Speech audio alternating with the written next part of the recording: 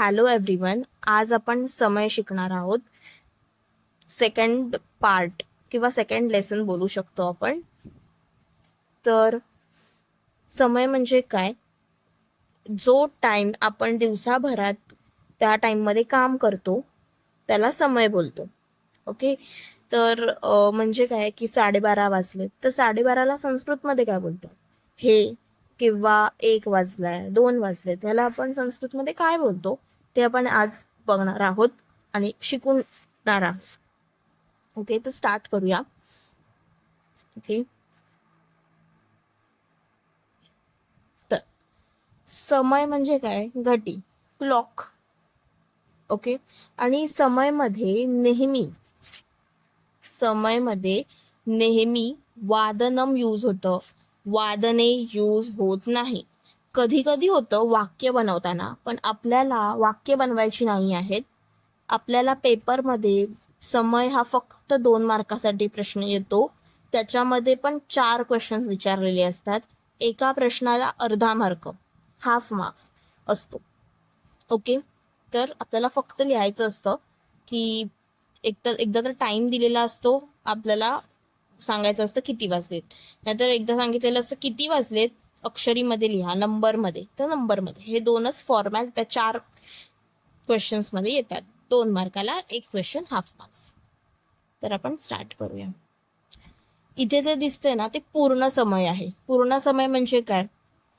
पूर्ण समय म्हणजे काय सांगते. 1 वाजलाय म्हणजे एकवादनम, द्विवादनम, त्रिवादनम. तुम्ही बोलाल की हे बनवायचं कसं असतं. तुम्हाला 1 to 100 वर्ड्स हे संस्कृतमध्ये माहिती असले पाहिजेत. माहिती नसतील किंवा बायहार्ट झाले नसतील तर एक ट्रिक सांगते. 10 to 100 हे माहिती असले पाहिजेत. म्हणजे 10, 20, 30 हे सगळं माहिती असलं पाहिजे. जे पुढे असतं म्हणजे 31, 32, 33 हे असतं ते एका ट्रिकने इझी होऊन जातं. म्हणजे आता तुम्हाला 10 माहितीये, 10ला बोलतात दश, तर फक्त 11, 12ला काय यूज करणार? एकादश, द्वादश. हे सिम्पल आहे. म्हणून 10, 20, 30, 40, 50, 60, 70, 80, 90, 100 हे शब्द ना काय बोलतात ते माहिती असलं पाहिजे. तर मी डिस्क्रिप्शनमध्ये पूर्ण PDF 1 to 100 ची सेंड करीन, फोटो सेंड करीन. तर त्याच्यामधून बघून ते तुम्ही बाय हार्ट करा. ओके, कारण ह्याच्यामध्ये नंबरचा यूज खूप जास्त होतो. तर हे तुम्हाला दिसत असेल. एकवादनम, द्विवादनम, त्रिवादनम, चतुर्वादनम, पंचवादनम, षटवादनम, सप्तवादनम, अष्टवादनम, नववादनम. नेक्स्ट, आता आपण खऱ्या अर्थाने क्लॉकला सुरुवात करणार आहे. आपण बोल. ओके, आता तुम्हाला दिसत असेल की इथे तुम्हाला क्लॉक वरती हा 10:15 दिसत असेल. म्हणजे 15 मिनिट्स झाले असतील तर त्याला बोलतात सपाद. 15 मिनिट्स झाले असतील तर त्याला बोलतात सपाद.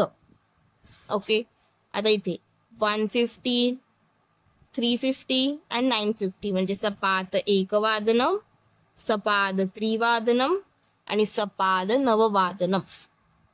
नेक्स्ट, सार्ध. सार्ध म्हणजे काय? 30 मिनिट्स. सार्ध म्हणजे 30 मिनिट्स. 10:30. 2:30ला काय बोलतात? सार्ध द्विवादनम. 6:30ला सार्ध षडवादनम. 10:30ला सार्ध दशवादनम. नेक्स्ट आहे 45 मिनिट्स. ओके, इथे 45 मिनिट्स आहे. Okay, 45 minutes. 2 म्हणजे 45 मिनिट्स. 45 मिनिट्स. 145, 645, 1245 म्हणजे काय? 145 2 द्विवादनम. 2 वाजायला 15 मिनिटं कमी आहेत. 2 सप्तवादनम. 2 एकवादनम म्हणजे 1 वाजायला 15 मिनिटं कमी आहेत. ओके, नेक्स्ट, आता इथे तुलना आहे. बघा, चतुर्थ, पंच, अष्ट हा टाइम आहे. पूर्ण टाइम मध्ये, सपाट टाइम मध्ये, सार्ध आणि पादोन मध्ये. चतुर्वादनम, सपाद चतुर्वादनम, सार्ध चतुर्वादनम आणि पादोन चतुर्वादनम. सेम हे पण आहे. अष्टवादनम, पंचवादनम, सपाद पंचवादनम, सार्ध पंचवादनम, पादोन पंचवादनम. अष्टवादनम, सपाद अष्टवादनम, सार्ध अष्टवादनम, पादोन अष्टवादनम. Okay, next.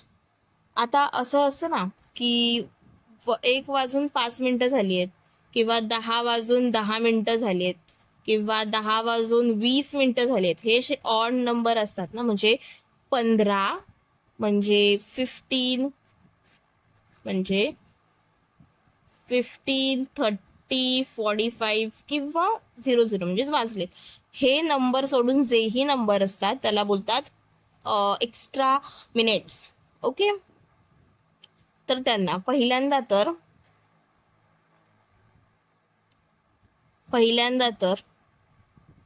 आपण बघणार आहोत जेव्हा जास्त वेळ होतो, म्हणजे 1:05 होतात. म्हणजे काय, 1:05 म्हणजे 5 मिनिटं जास्त झाली, तेव्हा 1:05 काय बोलणार, जेवढे मिनिटं झाली आहेत तेवढे मिनिटं स्टार्टिंगला लावायचे. म्हणजे 5 मिनिटं एक्स्ट्रा झालेत तर पंच अधिक 1 वादनम. अधिक हा शब्द लावायचा, धीक हा शब्द मध्ये लावायचा. 10 मिनिटं झालीत 1 वाजून तर दशाधिक 1 वादनम.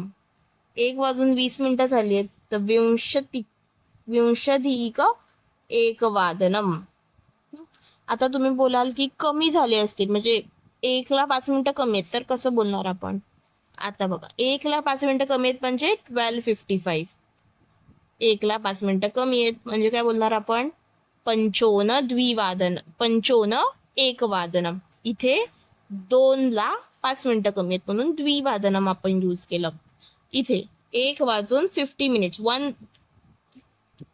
1:50 झालेत म्हणजे 2 वाजायला 10 मिनिटं कमी आहेत, तर इथे येणार दशोन द्विवादनम. इथे 20 मिनिटं कमी आहेत 2 वाजायला, तर इथे येणार विंशत्युना द्विवादनम. इथे ऊन लागतं, प्रत्येक शब्दाच्या पुढे स्टार्टिंगला ऊन लागतं. Okay, next. हेच मगाशी मी सांगितलेलं की नेहमी लिहिताना वादनम लागतं, वादने जास्त यूज होत नाही. ओके, आता मम दिनचर्या जे आहे त्याच्यामध्ये तुम्हाला काय करायचं, ही एक तुमच्यासाठी ऍक्टिव्हिटी किंवा होमवर्क समजा. इथे जे पण टाइम दिसत आहेत, मी इथे ना 1 to 10 म्हणजे 1 to लिहून ठेवते. 1 2 3 4 5 असे नंबर्स लिहिलेत. कमेंटमध्ये असे नंबर टाकायचे 1 2 3 4 5 6 7 8 9 10 जेवढे पण. आता पुढे जरा होमवर्क आहे, नंबर टाकायचे सलग आणि जितके वाजलेत ते संस्कृतमध्ये लिहून कमेंटमध्ये पोस्ट करा.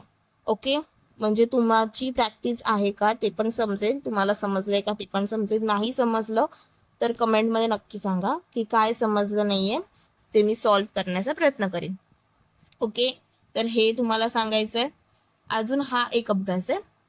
ओके, तर ह्याच्यामध्ये पण सांगायचंय की किती वाजलेत ते.